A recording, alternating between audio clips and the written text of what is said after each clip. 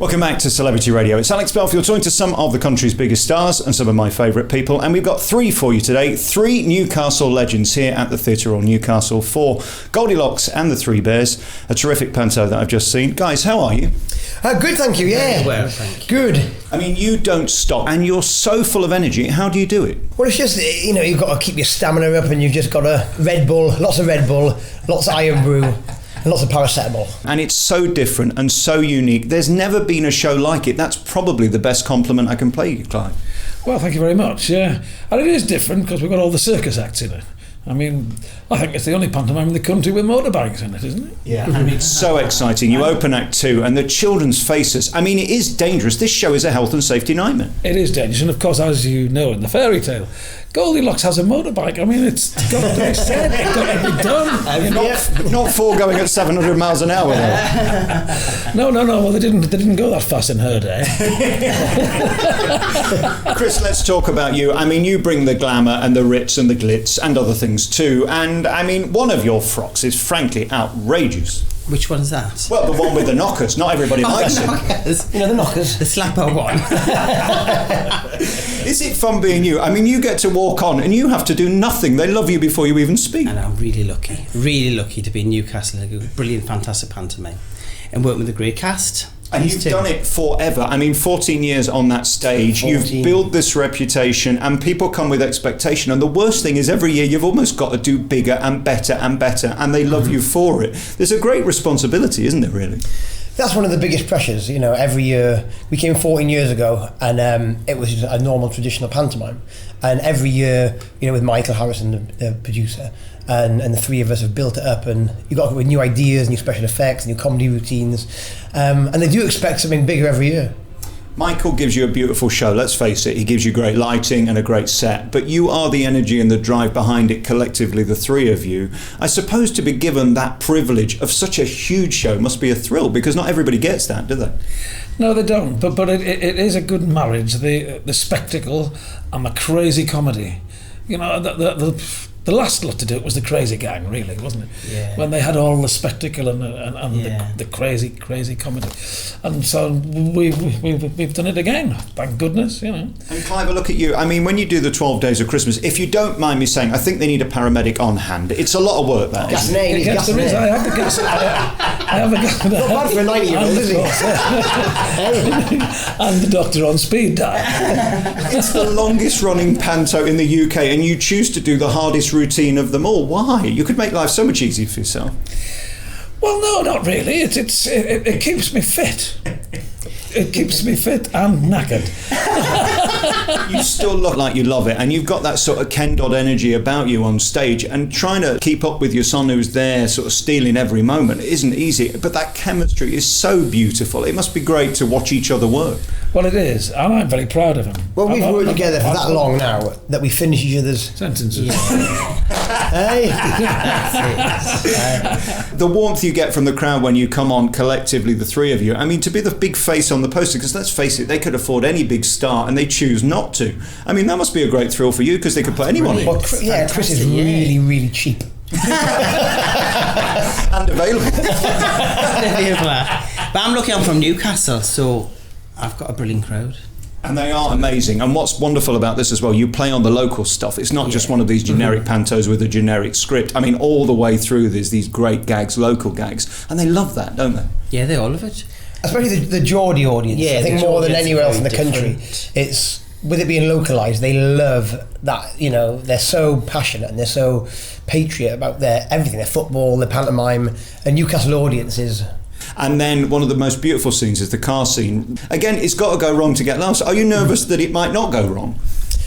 Well, in the past, so there's a few different levers in there. There's a lever that just releases one little bit, and a lever, and there's one lever that sends the whole car, the whole thing drops to bits, and that's the last lever.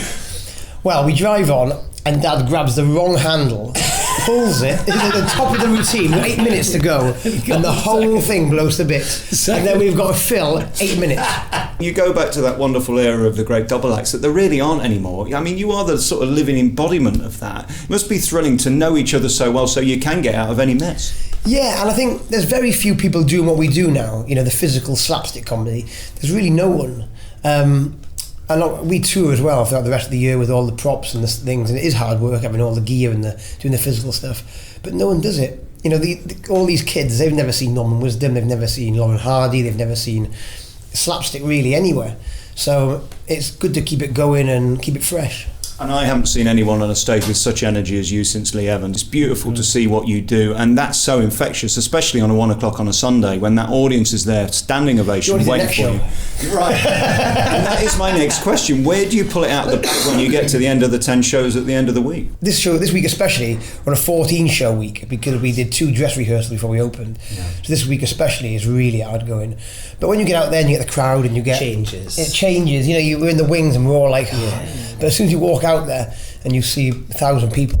One of the things I love the most was the band. That really rocks the place, and the sound system is fantastic. And it might seem like nothing, but the music is so powerful. And you get to shine in this, and you get to sing and dance. Numbers this year. The most ever. I hope they're paying you more. No. Maybe next year. Tell me about Goldilocks and bringing it to the Panto, because it's really done. I mean, I think this is probably the only one in the country this year. I think it is. I don't know where else there isn't another Goldilocks, is there? When was the last time here? 24 years ago or something?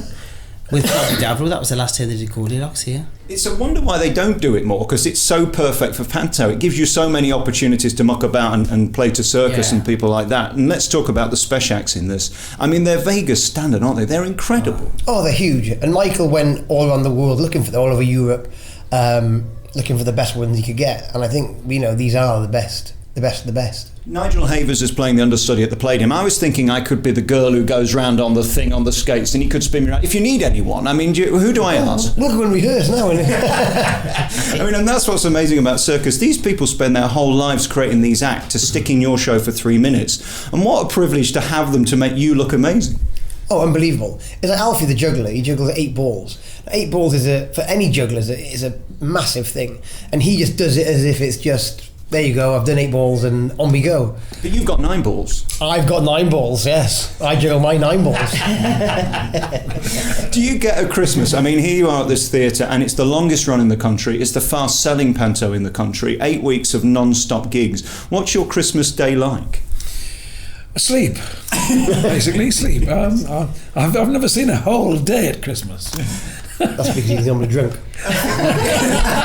That's that sherry, isn't it? What's it like for you walking out, Clive? I mean, of all the people on the stage, you've been doing it the longest and you've been wowing audiences. Is it still as magical today to walk out there in 2018 and know you're still relevant, you're still in the most popular pantomime in Britain and the longest running? Well, it is. It is, and it's gone through a whole thing since the first one I did. And pantomime was definitely on the slide in the 70s and 80s and that time, you know. And now it's come back, but it's come back over the last 3 or 4 years, hasn't it? It's changed a hell of a big style with Michael and doing it, and the Palladium. So it's great. It's it's just another. I think what Michael's done very clever.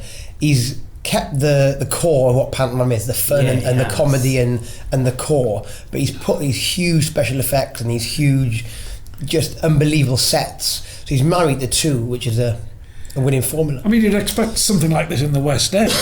Really, it's West End standard, isn't it? Really, when you look at it. What about your frocks? I mean, we need to talk to them. Firstly, how many are there? 12.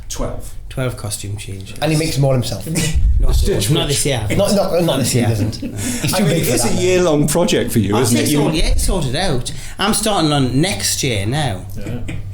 I'm Beauty and the Beast. And he's not even in it. He sits in front of the fire with his knitting and everything. That's why his legs are all mottled. When is the point when you know that they're too outrageous? Because these things get more and more silly every year and more brilliant. Is there a point you go, come on, I can't go that far? It gets harder and harder now because there is people outside wearing stuff I would wear on stage. That's the problem. That's Newcastle for you. And that's his friends. Guys, congratulations. This is a beautiful show. You've got to see it to believe it, really. It's nothing like any other pantomime in history. It's so big and so dangerous. I hope you get to the end of the season, because, I mean, you're pushing it as far as theatre can go twice a day, aren't you? Yeah. Oh, yeah. Like you're saying, with the acts and what I do at the end of that one, you got to do it twice a day and fingers crossed. You're a remarkable talent, Clive. Lovely to see you. And again, Chris, you're terrific in this, and the audience love all three of you collectively. Three of the biggest stars in panto in the UK, in history. It's not bad to say that. Here at the Newcastle Theatre Royal, through until the 20th of January 2019. Have an amazing run. Thank you, guys. Thank you. Thank you.